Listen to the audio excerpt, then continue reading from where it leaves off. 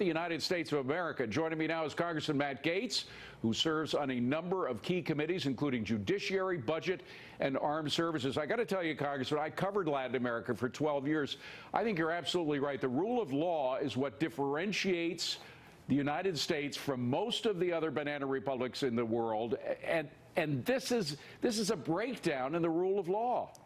It's absolutely right, David, and my hope is that we'll be able to get past some of the statements that Nancy Pelosi and other Democrats have put out and actually work on this in a bipartisan way. I think that all Americans, Republicans, Democrats, Independents, should be concerned about a government that would take a political opposition research document and then use that as a basis to spy on American citizens. We've all got a stake to ensure that that never happens again. Now, on Fox News Channel, Bret Baier was just talking to Mr. Nunes, who suggested that nobody in the committee actually saw the FISA applications. How did you then discover that the Trump dossier played such a key role in getting that warrant?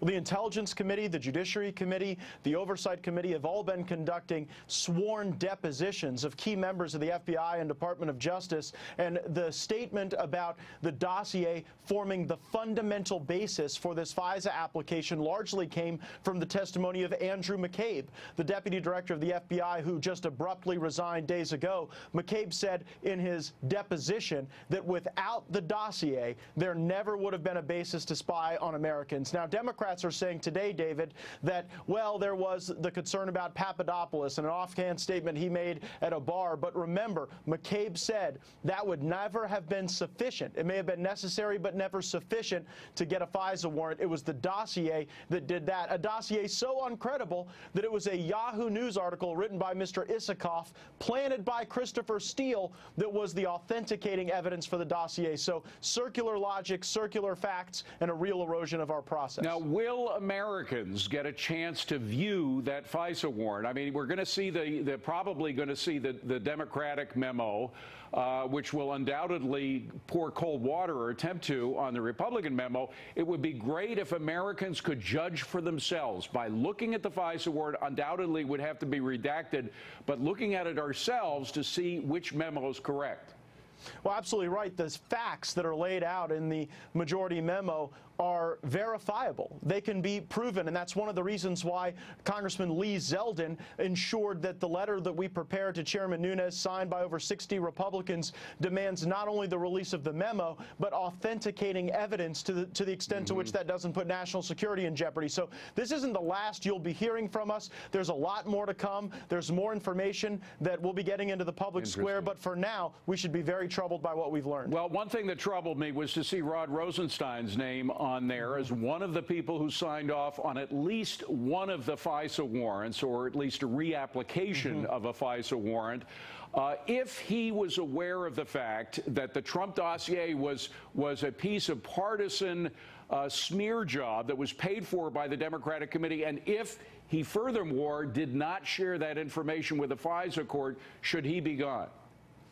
Well, I'm not going to get into the HR policies of the administration. I'll leave that to the president. I will say that you've correctly identified the omissions in the application to the FISA court, not just the misrepresentations. It is outrageous that the FISA court was left in the dark about the very genesis of this dossier, the Democratic National Committee. It's also outrageous that even after Mr. Steele was terminated by the FBI and not paid because he was deemed unreliable for leaking information to the media, Mr. Rosenstein still signed off on renewals of this warrant. So that's some really bad conduct that needs to be explained to the Congress, the president, and the American people. Well, I'll tell you what else is outrageous is the fact that a bunch of virulently anti-Trump officials at the FBI and the Justice Department, we know that now, looking at their memos and their emails and what their spouses were doing, et cetera, that they used a piece of a partisan smear job that was paid for by the Democratic committee